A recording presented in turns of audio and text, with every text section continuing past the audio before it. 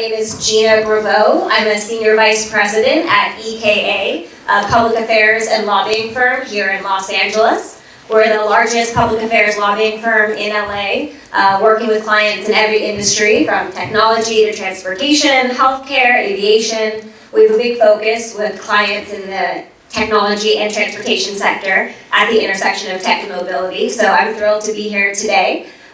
So with that, Vishay, will you give a quick intro of yourself, and then we can dive into Waymo, sort of the path you guys have taken to get here, and then what lies ahead. Absolutely. My name is Vishay Nihalani. I'm a Director of Product Management at Waymo. I've been there for about 8 years now, and I'm on the commercialization team. My team is focused on really building out the supply infrastructure, deploying our fleet of Waymo vehicles, and building out the commercial service. Great. All right, so Waymo is expanding quite rapidly at this point. What's the state of play? Yeah, so it's a really exciting time for Waymo. We have driven at this point over 100 million miles in fully autonomous mode. That means unambiguously there is no human driver at the wheel of these cars, which is really incredible.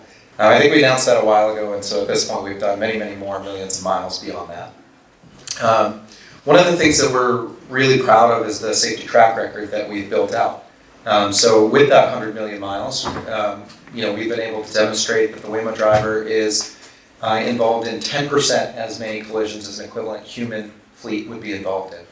And that's across all different types of collisions. That is collisions involving airbag deployments, involving property damage, and involving pedestrians. So that's a really, really incredible fact. I think we're super excited to have that track record under our belt. And with that, that's given us the confidence to really start building out the commercial service, which is what my team is focused on. In terms of the commercial service, we're now operating in 5 cities. So LA, of course, we're in over 150 square miles here in LA. San Francisco, where we operate from the Golden Gate Bridge all the way down south. Just today we announced we're going all the way down to San Jose, so that's another 150 square miles there. In Phoenix, you can land at Sky Harbor Airport, call a Waymo, and have a car waiting for you curbside, which is a really, really incredible experience. And then, of course, we're in Austin and Atlanta as well. At this point, we've driven over 250,000 trips a week, and over 10 million total across our lifetime. Again, those stats are a little bit old, so at this point we're doing hundreds of thousands of trips per week. We've grown incredibly. And as of today, we announced that we have started serving riders trips on freeways in San Francisco, LA, and Phoenix. So. Did you all hear that? LA freeways today, guys. You can take a Waymo. Big news. Yeah, it's super exciting. It's pretty surreal to be cruising down the freeway at 65 miles an hour with the steering wheel spinning and nobody at the driver's seat. Well, that's exciting. So what is allowing Waymo to scale so quickly, and what have the challenges been in the different markets that you've been entering? Yeah, it's a great question. First and foremost, the safety is really important to us. So we've really taken the time to establish a track record of safety. I talked about the 100 million miles that we've driven on public roads, but we've also done it incrementally. And that means, we've launched in each city one after the other, and we've taken our time to get to the scale that we're operating at now.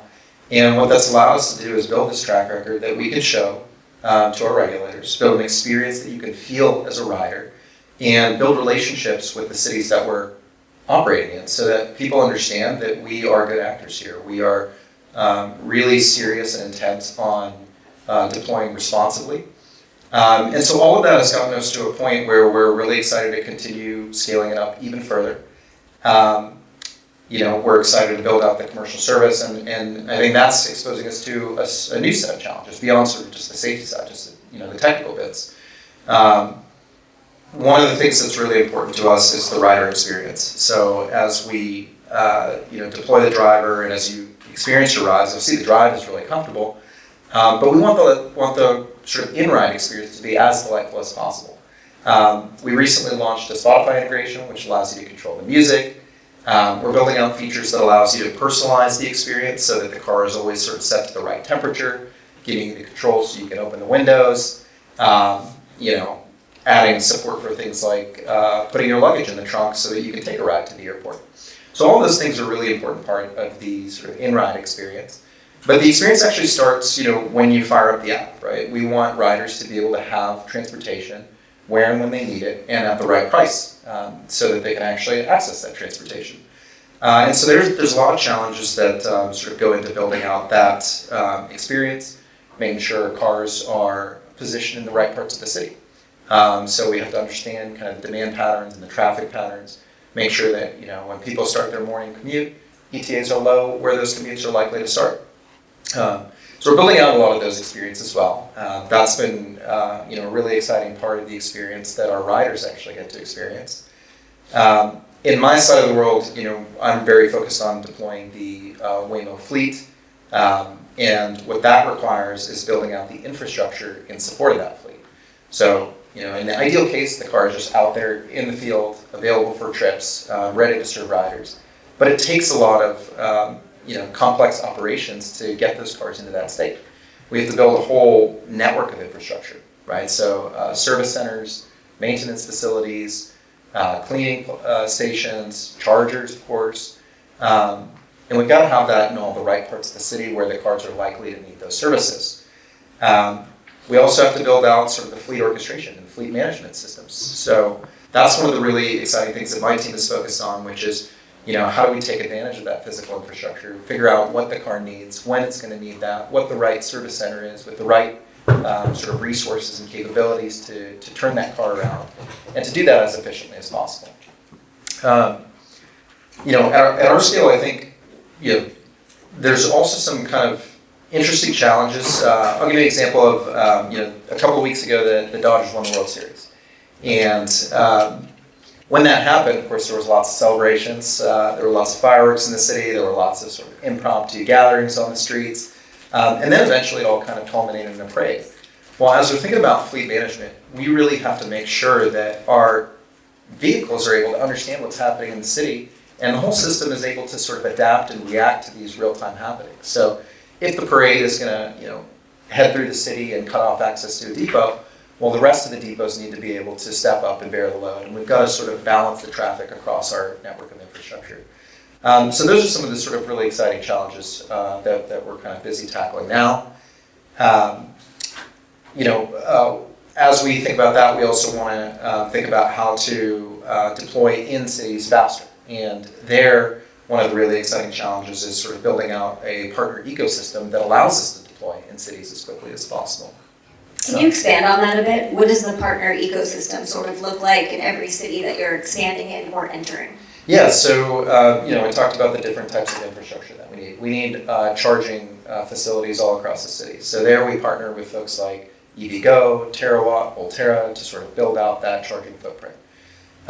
We also partner with fleet management companies that really have a deep understanding of running the operations that are necessary behind the scenes to get those cars serviced, as I mentioned.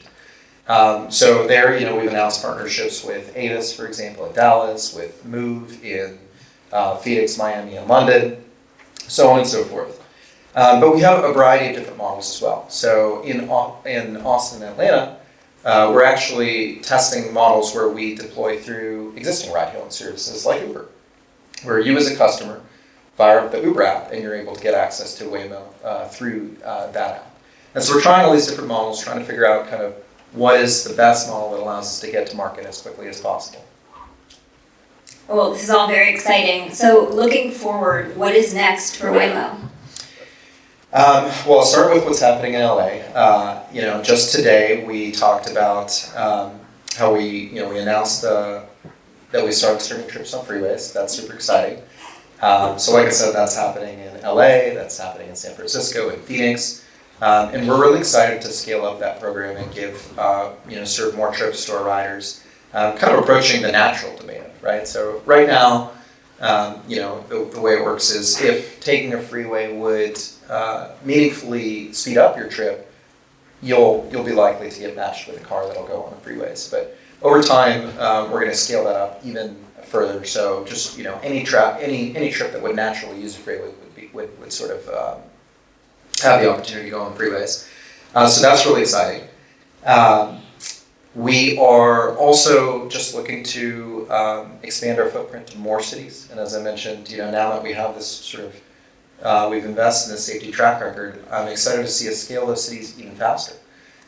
So some of those cities that are coming, I think we've announced cities like Dallas, Denver, Las Vegas, Washington, D.C. We started testing in a bunch of cities as well. New York, super exciting. So there's many more cities that we're really excited to bring Waymo to. I'm personally excited for that because I think living here in LA, it's been really exciting to see how it's gone from kind of a unique niche service that's available to just a subset of riders to when you walk around the city, you see people just organically take trips. Sometimes you go to the movies, you call a car, and somebody else is walking the same car thinking it's their trip. So I think more and more of those experiences are going to start to happen across many more cities across the United States through next year. I mentioned freeways, and I think winter weather. Winter weather is a really exciting, sort of new capability that we're looking forward to deploying. Obviously, you need that in a city like Denver or New York. And how do you define winter weather? So we have a rainstorm coming in LA. Is that winter weather or is that different? We feel very confident about driving in rain, including heavy rain, the sorts that you might experience in Miami. When I say winter weather, really I mean snow. So dealing with like the snow and icy roads that you'd see in Denver or New York. And a lot of that is enabled by the new platform that we're also really excited to deploy on public roads next year. That's the Zeekr platform with the 6th generation Waymo hardware, which is our latest and greatest vehicle platform and sensor suite. So going off script here a little bit, he doesn't know this one's coming. So if someone hasn't taken a Waymo before and they're concerned because it's an autonomous vehicle, what would you say to them? I'd say the first thing is just try it. I think, download the app, you have access. The experience is kind of magical or it's kind of surreal the first time you're in it, but I promise you it quickly gets very boring. The driver is a very smooth driver. My wife says it drives better than I do, which I take as a compliment actually. I think very quickly you'll be surprised at how quickly you'll be comfortable sitting in a Waymo driven vehicle. I think that's a great answer. Is there anything else that you think is just really important for the audience to know about Waymo in terms of the future and what you guys are conquering next? Yeah, I'm really excited for the expansion, like I talked about. I think, one of the sort of unsung pieces of the experience is just the experience of privacy and the experience of having your own private space in the car. As much as you might love talking to your Lyft or your Uber driver from time to time, it's a uniquely different experience to be in that car when there's no one else there. The conversation that you might have with your partner after a dinner date or on the way to a movie is totally different than what you might have when there's a third party in the car.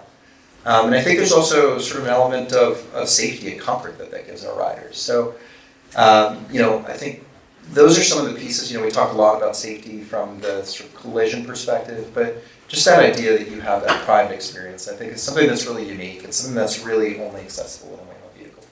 And I think the Spotify connection is exciting as well. Yeah, it really is your own personal space, right? So you don't have to ask anybody else to tune the radio or change the radio station. You can fire up that Spotify app and everything that you have access to in the app, your playlists, your DJs, setting the volume as loud or as quietly as you want to, listening to meditation tracks, which I like to do when I'm working sometimes. All of that is at your beck and call just through the app. So if you're listening to a meditation app and you fall asleep and you're at your destination, what happens? That's a great question. We've actually designed support for that. So if you fall asleep, you're in too deep a trance, let's say, then you get to your destination, Rider Support will give you a call and give you a nice, hopefully peaceful wake up. They don't know what you're listening to, so maybe it won't be that peaceful. Well, Vishay, thank you so much for this enlightening conversation, and thank you guys for being here today.